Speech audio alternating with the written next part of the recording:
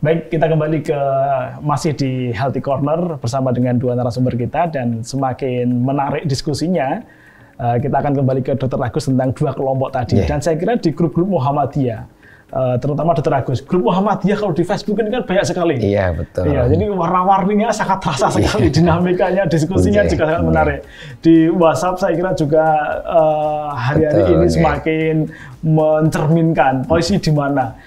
Mohon kembali diulang dok, ini dua kelompok seperti apa dok ini dok? Ya, jadi betul. Kalau kita menyimak di medsos kita, itu kan memang beredar informasi yang benar, tapi juga beredar informasi yang menyesatkan. Maka kita ingin agar kita semua itu selalu berpikiran, jangan mengikuti informasi yang salah. Kalau Quran kan wala taqfu ma laisa laka bi ilmin. Pokoknya kalau tidak tahu ilmunya, tidak ngerti ya jangan diikuti, apalagi menyampaikan yang di luar kita ketahui. Kembali kepada tadi, ada kelompok orang yang kemudian mengajak di medsos itu, nggak usah takut, kenapa harus social distancing, kenapa harus pakai ini, kenapa harus pakai masker.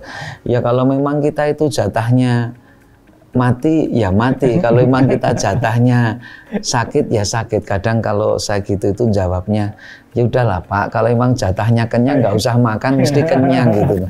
Kan memandang kehidupan nggak bisa begitu. Rasul pun ketika ada orang yang hewan kesayangannya ditinggalkan di sebuah tempat, terus kan mengingatkan, ya tawakal itu bukan begitu, tapi harus kamu ikat dulu hewanmu itu, untamu itu, sehingga dia tidak lari. Begitu juga kita.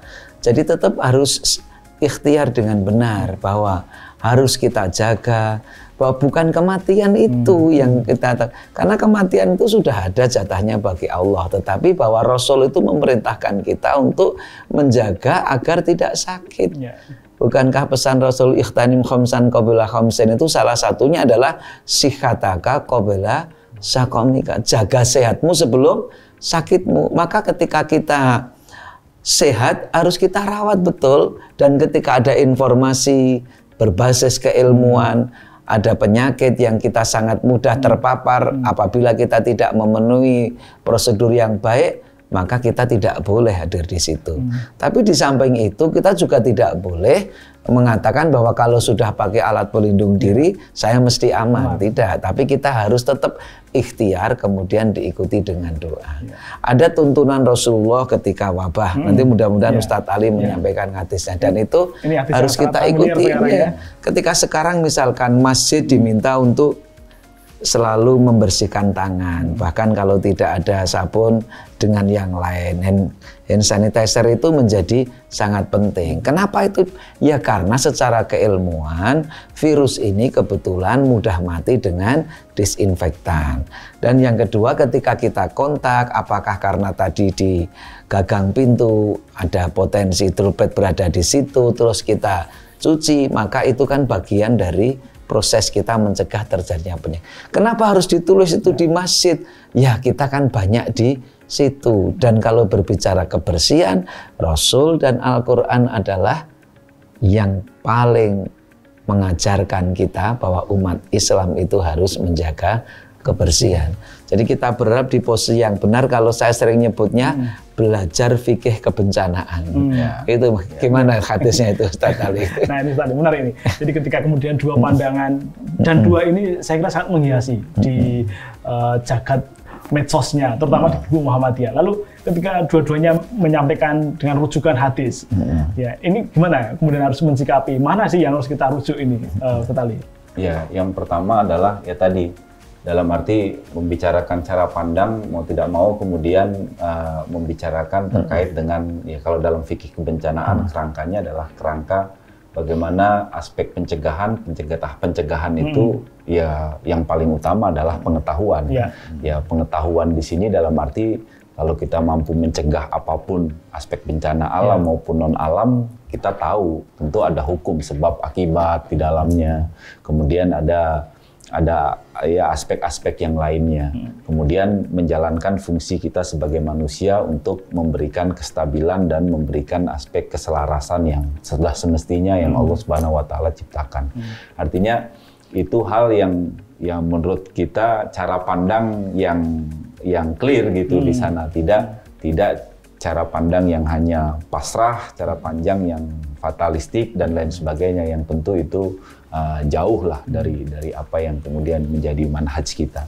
Kemudian yang kedua adalah yang berkaitan dengan aspek ya tadi dalam tadi itu kan biasanya dalam tuntunan dan ketentuan fatwanya itu diawali dengan bagaimana nilai keumuman atau al-qiyam al-asasiyahnya. Prof. Samsul selalu mengatakan apa kemudian inti atau nilai dasarnya yang kemudian tidak bisa semua orang harus menerima.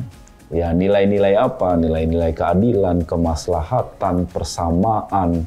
Maka nanti berupa aspek-aspek yang berkaitan dengan fatwa pun persamaan tanpa membeda-bedakan. Kemudian aspek keadilan harus benar-benar bersikap adil. Kemudian kemaslahatan memang itu membawa kemaslahatan. Atau itu yang keempat ada aspek ketauhidan yang tentu tidak boleh mengarah pada aspek-aspek berkaitan dengan kemusyrikan dan lain sebagainya.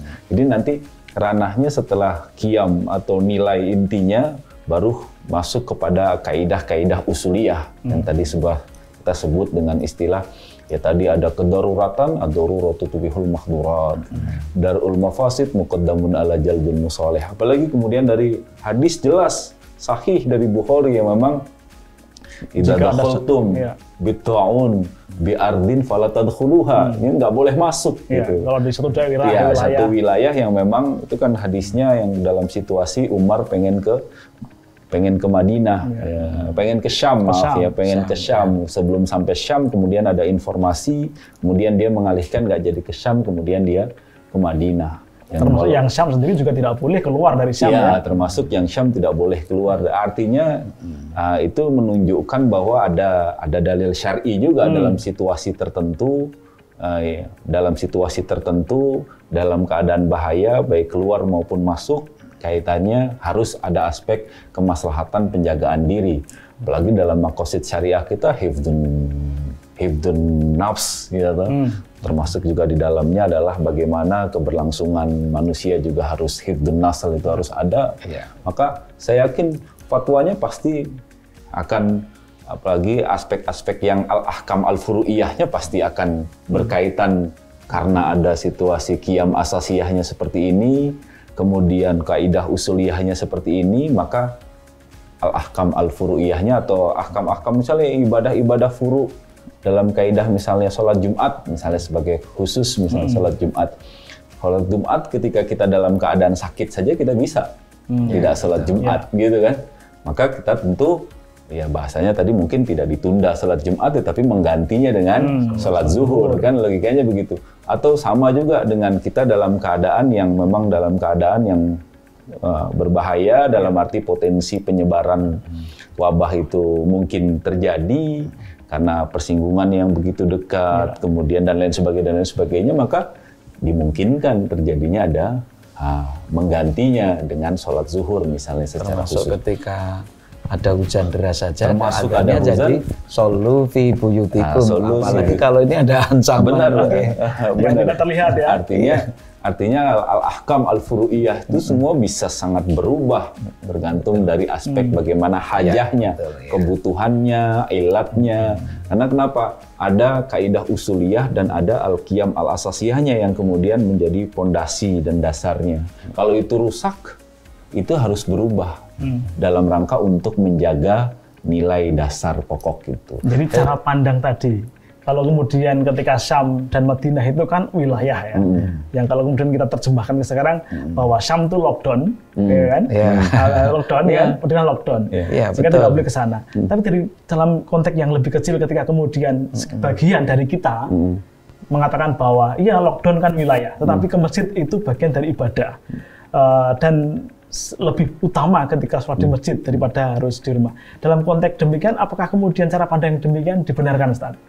Ya, menurut saya aspek kemaslahatan itu yang kemudian harus dikedepankan. Ya, kalau kita tahu dalam situasi, dalam informasi yang memang sebarannya sudah begitu luas. Sekarang kan, sekarang sebarannya sudah mulai merata di setiap kecamatan juga sudah muncul ada. Maka secara khusus kan itu aspeknya harus jadi dasar penting. Jadi nggak ya tidak harus pada situasi yang memang di sini iya, di sana tidak dan lain sebagainya. Karena ini apalagi non alam gitu bisa. Maka kalau saya kan berpikir apa yang menjadi maslahat dari aspek pengetahuan dari sekarang adalah untuk mengurangi, salah satunya kan adalah di rumah tadi tadi itu. Maka kemudian saya berpikir juga nanti bapak-bapak di majelis tarjih pasti akan mengedepankan aspek dua itu. Karena dalam hukum furu'iyah bisa berubah dalam ilat-ilat yang lain, hujan tadi berubah, kemudian dalam keadaan sakit kita juga berubah, boleh dalam kita perjalanan dimungkinkan kita tidak sholat Jumat, tadi kemudian kita sholat zuhur. Dalam situasi sekarang tentu pasti akan berubah. Terima kasih Ustaz Ali. Saya kira menarik, tetapi jadi kita akan break dulu, nanti kita bahas kembali. Dan pemirsa TVMu dimanapun Anda berada, kita akan kembali selepas yang satu ini.